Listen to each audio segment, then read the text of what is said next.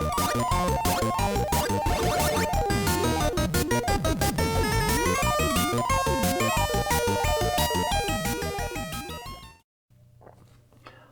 this is Jeff from the Ozark Mountains, that's in Missouri, in the USA.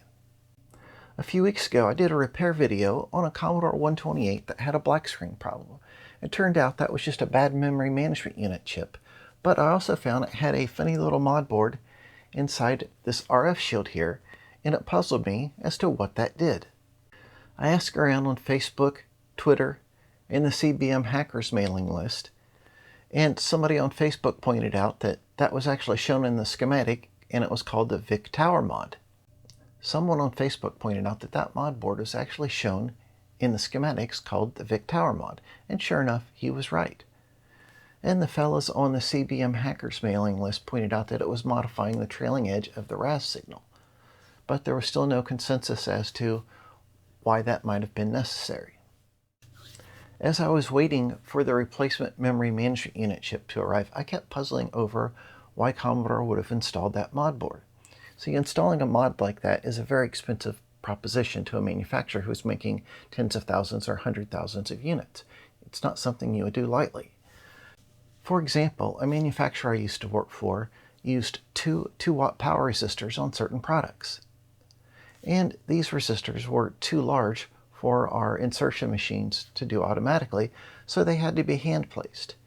Now you might not think that's a big deal, but when I got to looking into it, I found out that by the time we bought the resistors and hand prepped them through a little hand crank machine and had people hand insert them, those resistors cost about 25 cents a piece, which is quite expensive when you're making thousands of boards. So why would Commodore spend a lot of money adding this little mod board to all these machines? I thought, well, maybe it was something to do with earlier revisions of the board, but it turned out that all the first Rev 6 boards that were released didn't have this mod, and it was only on some of the Rev 7 boards. And so I was really puzzled as to why this was, and I thought, well, maybe it had something to do with the VIC chip, which is where that RAS signal is coming from. And I took the Rev 4 VIC chip out of the machine that had the mod board on it, and I put it in my machine, this particular board here, that didn't, and it worked fine. So I figured it didn't have anything to do with the VIC chip, which really made me puzzled. The only difference I noticed between the boards after examining them is that the board with the mod board in it had 200 nanosecond RAM, and my board had 150, and I thought, well, maybe they were trying to work around slower RAM, but I wasn't sure. Maybe that was just a coincidence. I only had a sample size of 2, so I couldn't really make a determination based on that.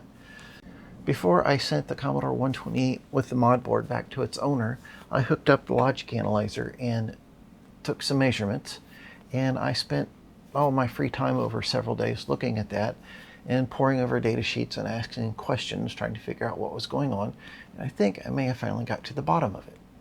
So we'll take a look at that data, and then I've got the logic analyzer hooked up to my Commodore 128 here, and we'll take the same measurements from this and compare it to the machine that had the mod board and see what we can find out. Let's jump in. Before we get into looking at the data captured from the logic analyzer, let's review a little bit about the RAM chips themselves. Now, as you know, the Commodore 64 was a 64K RAM system, and the Commodore 128 was 128K. Well, K of what? Well, it's talking about kilobytes. A byte is made up of 8 individual bits, which are 8 individual on-off signals.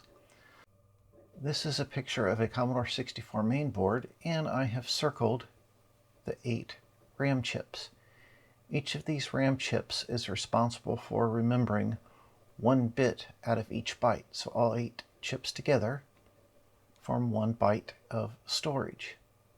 Here we have the pinout for one of the RAM chips that would be in the Commodore 64 or 128. And a very important thing to notice here is that there's only 7 address lines. To be able to address 64 kilobytes of memory requires 16 address lines. So how does this work with only 8? Well, these chip designers did something clever to reduce the cost and reduce the size of the chips. they took the address in two sections, a row and a column. First, the row address is applied to the address lines, and this RAS signal here is lowered, and that lets the chip know that the row address is available. And then after a certain period of time, the column address will be applied, and the CAS signal goes low to let the chip know that the column address signal is available. And also notice here that we have one data bit in and one data bit out. There's other circuitry in the computer that takes care of switching in the right bit of the address, either for the column or row at the right time. And this CAS and RAS signal actually comes from the VIC-2 chip.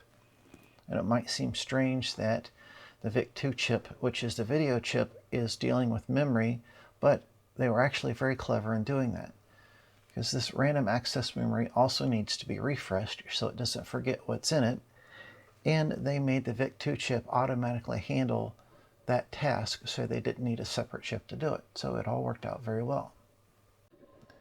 Here is part of the Commodore 128 schematic. This big chip right here in the center that we only see part of, that is the VIC-2 chip. I just wanted to show you that the CAS and RAS signals do originate at the VIC-2. And over here is our 8701 clock generation chip. And we can see the dot clock is coming out here. It's being buffered through this inverter. And on our logic analyzer, we are measuring the dot clock right here at pin 2 on U29. And we're measuring the original RAS signal here at pin 19 on the VIC chip. And here is another section of the Commodore 128 schematic, and it shows the individual RAM chips. And we can see where our RAS and CAS come in, as well as the write enable. And these are some of the other signals that we're going to be monitoring, as well as the modified RAS signal from the mod board. And if we slide over a little bit on this part of the schematic, here we can see the VIC Tower mod board right in the middle of the screen. The flip-flop in the middle is the 74LS74. That is on the board that hovers over U29. And what it is doing is intercepting and modifying the not RAS signal. The little bar over RAS means not, which means it's an active low signal. When it goes low or to ground, that's when the signal is active. So what I did is I connected the logic analyzer up to measure the dot clock, the RAS signal, the modified RAS signal that went through the flip-flop, the CAS signal, and write enable. I decided to also measure write enable, that way we could tell if the RAM chip was in a read or a write cycle. Then, at the suggestion of someone on the CBM Hackers mailing list, I found the data sheet for the exact RAM chips that were used to make sure there was no confusion about the markings having to do with time, because evidently some RAM chips can have confusing markings rather than the chip part number designating the RAS or CAS access time. They denote a code for a cycle time. So got the exact data sheet for the Matsushita RAM chips, which were used in both Commodore 128s that we're looking at. And inside the data sheet is timing diagrams like this, which show various signals. This is for a read cycle. It's kind of faded there. It's hard to see. And there are all sorts of different measurements. And there's also a similar diagram for the write cycle. So the only thing we know for sure is that this VIC Tower mod board modifies the tail end of the RAS signal here. It winds up pushing it back that way a little bit. So if we take a look at our capture, we can see here's our original RAS signal, and here is the RAS that's modified going through the mod board. And if we look at this tail end where the RAS signal is going back high, we can see that the modified RAS signal is pushing that back just a little bit. And we can actually measure how far by placing a couple cursors on the screen here. And it's changing it by about 83 nanoseconds. But, looking at all these measurements on here and referring back to the read cycle, I really didn't see anything that made any difference as far as what this mod board would be doing that would solve a problem on the read cycle. And I referred to all of these different measurements here, and anything that looked like it had to do with a reference to the rising edge of the RAS signal. And really didn't see much. And then I started scrolling through the whole second of captured data and started looking at the write cycle here. We can tell we're in a write cycle because the write enable line went low. And I noticed that the RAS and CAS relationship seemed to be different during a write cycle compared to a read cycle. And it seemed like that might be something to look at. So I turned to the write cycle timing diagram here in the data sheet and looked at all the things that seemed to be referenced to this tail end of the RAS signal, and checked all of these things, and I finally stumbled on TRSH here. And if we look in our table and find TRSH, that is the RAS hold time. And it says for the 200 nanosecond parts that we have on the C128 that has the mod board, that should be a minimum of 135 nanoseconds. So we'll refer back to our timing diagram. And what that is measuring is when the CAS line first goes low to when the RAS line goes high. So let's look at that in our captured data. Grab a cursor here. We will measure when we're in the write cycle, when our CAS line first goes low until our RAS line first goes high, and this is our unmodified RAS, and that is only 83 nanoseconds. If we look back at our table here, TRSH is supposed to be 135 nanoseconds. And it's still 100 nanoseconds for the faster 150 nanosecond access time part. So then if we measure to the modified RAS signal, the one that's going through the mod board, we now have 125 nanoseconds, which is a lot better. You might be still saying, well, that's still less than what's on the data sheet. One thing to keep in mind here is that with this little cheap logic analyzer I have, we are sampling at 24 megahertz, which means 24 million times a second we are taking a sample. But we don't know exactly where that sample is taken in relationship to all these events. The period of a 24 megahertz signal, when it goes through one complete cycle, that period is about 42 nanoseconds. So our measurements here have a little window of accuracy, but we can see even with this limited the limited capabilities of this logic analyzer that pushing back the trailing edge or the rising edge of the RAS signal added a significant number of nanoseconds, and it probably solved a write cycle timing. Now, I'm still not sure if this was an issue purely because of the slower RAM or if the version of the VIC-2 chip made a difference. So we'll go to the bench now and measure the same data on the other Commodore 128, which has the Rev5 VIC-2 chip, and we'll see if there's any difference. Now, this also, since it doesn't have the mod board, it has the faster 150 nanosecond access time DRAM. So I'm not sure what we'll find. My guess is that the RAS timing out of the VIC-2 chip will look exactly the same, and the difference is the access speed of the RAM. But let's measure that and have a look. Okay, we've got the logic analyzer connected up to my Commodore 128 here in a similar manner as it was to the other one that had the mod board on it. And I am using the same setup on the logic analyzer. We're capturing 1 second's worth of data at 24 megahertz.